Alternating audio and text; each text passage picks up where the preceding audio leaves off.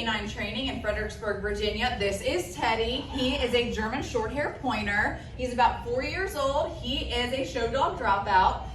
He is with me for our famous 2-week board and train program because he is OCD.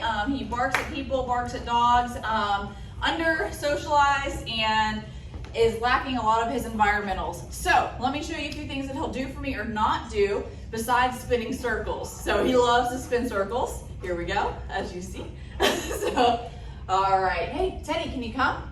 Can you come? The owner said they really don't have a recall for him. Come. They're afraid he would run to Maryland if he got loose. Can you sit? Teddy, can you sit? He does know his commands. He just can't hold them. Sit. Good. Can you down? Good boy. Oh, sit. Down. Good boy. How about place?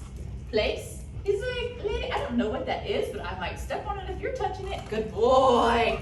Place? All right, how about heel? Heel? Heel? Can you heel?